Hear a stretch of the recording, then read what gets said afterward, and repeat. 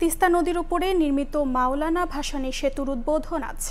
এই সেতুর মাধ্যমে গাইবান্ধা কুড়িগ্রাম জেলার মধ্যে সরাসরি সড়ক পথে যোগাযোগ শুরু হবে। সেতু উদ্বোধন ঘিরে দুই জেলার মানুষের মাঝে বইছে আনন্দের জোয়ার। এই মুহূর্তে গাইবান্ধায় আছেন রিপোর্টার বিপ্লব ইসলাম এবং কুড়িগ্রামে আছেন রিপোর্টার বাদশাহ সৈকত। প্রথমেই যাচ্ছি বিপ্লবের কাছে। গাইবান্ধা এবং কুড়িগ্রামবাসীর দুই জেলার দীর্ঘ প্রত্যাশিত যে সেতু মাওলানা ভাসানী সেতু, সেই সেতু কিন্তু যে মাহেন্দ্রক্ষণ উদ্বোধনের মাহেন্দ্রক্ষণ সেটি কিন্তু আর অল্প কিছুক্ষণের মধ্যে শুরু হবে। আজকের এই সেতুটি উদ্বোধন করবেন স্থানীয় সরকার মন্ত্রণালয় এবং সমবায় মন্ত্রণালয়ের যে উপদেষ্টা আসিফ মোহাম্মদ ভূঁইয়া। আসলে এই উদ্বোধনের পরেই কিন্তু দুই জেলার মানুষের যে দীর্ঘদিনের আশা, তাদের দীর্ঘদিনের যে প্রত্যাশা সেটি কিন্তু পূরণ হতে যাচ্ছে। এই উদ্বোধনের অপেক্ষায় কিন্তু দুই পারে মানুষ অপেক্ষা করছে যে কখন তাদের দীর্ঘ প্রত্যাশিত সেতুটি খুলে দেওয়া হবে। যদি জানিয়ে রাখি যে এলজিইডির বাস্তবায়নে এই সেতুটি কিন্তু নির্মিত হচ্ছে এবং বাংলাদেশের সর্ববৃহৎ এলজিইডির সেতু এটি 1490 মিটার। এটি 2021 সালে কিন্তু এর নির্মাণ কাজ শুরু হয়। 2025-এ এসে কিন্তু নির্মাণ কাজ শেষ হচ্ছে।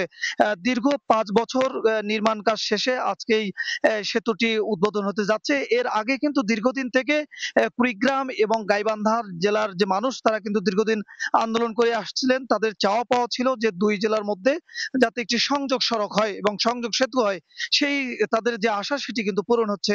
এর আগে এই দুই জেলার মানুষ কিন্তু যে প্রবাহমান তিস্তা, উত্তাল তিস্তা সেটি পেরিয়ে কিন্তু তাদেরকে তাদেরকে যোগাযোগ করা লাগতো এবং নৌকার অপেক্ষায় কিন্তু তাদের 1.5 থেকে 2 ঘন্টা অপেক্ষার পরে কিন্তু তারা এই জেলার মানুষ আরেক জেলায় আসা যাওয়া করত। সেখানে তাদের যেমন খরচ হতো তেমন কিন্তু তাদের 2 থেকে 3 ঘন্টা সময় লাগতো। এখন কিন্তু তারা 5 মিনিটেই কিন্তু দুই জেলার মানুষ দুই জেলার সঙ্গে যোগাযোগ করতে পারবে। তা আসলে এখন শুধু সেই উদ্বোধনের অপেক্ষায় রয়েছেন মানুষ, আনন্দ উৎকণ্ঠার মধ্যে আছেন যে কখন তাদের সেই সেতুটি উদ্বোধন হয়।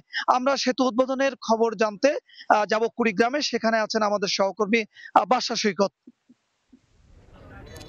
কুড়িগ্রামের মানুষের কিন্তু দীর্ঘদিনের প্রত্যাশা এবং স্বপ্নের যে সেতু, এই তিস্তা নদীর উপর গাইবান্ধা কুড়িগ্রাম সেতু, সেই সেতুর আসলে উদ্বোধনের অপেক্ষায় রয়েছে কুড়িগ্রামের মানুষ। বিশেষ করে এখানকার যে প্রায় 24 লাখ মানুষের এটি স্বপ্নের সেতু এবং আজ ঠিক দুপুর 12টায় কিন্তু সেই স্বপ্নের সেতুর দ্বার উন্মোচিত হবে এবং সেই আশায় রয়েছে কুড়িগ্রামের মানুষ। আর আমি যেটি বলি যে আসলে কুড়িগ্রাম সীমান্তবর্তী একটি জেলা হওয়ায় এখানকার যে মানুষজন কিন্তু যোগাযোগের ক্ষেত্রে অনেকটা পিছিয়ে ছিল। অর্থাৎ ঢাকাসহ দেশের অন্য এলাকায় যেতে হলে তাদেরকে রংপুর হয়ে অনেক দূর পথ ঘুরে তাদেরকে কিন্তু যেতে হতো। আর পাশাপাশি একটি স্থলবন্দর রয়েছে কুড়িগ্রামের, যে স্থলবন্দরটি সোনাহাট স্থলবন্দর, সেই স্থলবন্দরের পণ্য সেগুলোও কিন্তু ঘুরে যেতে হয় রংপুর হয়ে। অর্থাৎ এই সেতুটি আজ উদ্বোধনের পর থেকেই কিন্তু সেই যোগাযোগের যে দ্বার সেটি উন্মোচিত হবে। এই গাইবান্ধা হয়ে কিন্তু এই স্থলবন্দরের যে পণ্য সেটি যাওয়া আসা করবে। আর পাশাপাশি কুড়িগ্রামের মানুষও কিন্তু ব্যবসায়িকভাবে অনেকটা পিছিয়ে রয়েছে।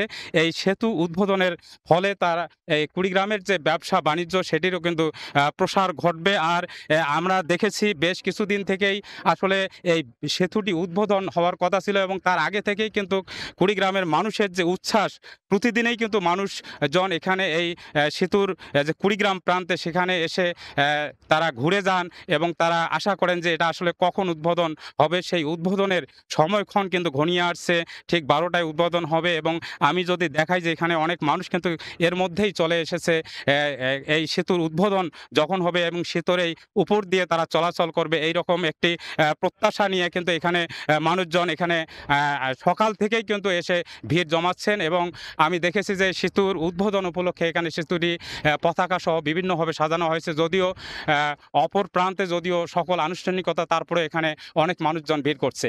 এই ছিল কুড়িগ্রামের চিলমারি হরিপুর সেতুর সর্বশেষ।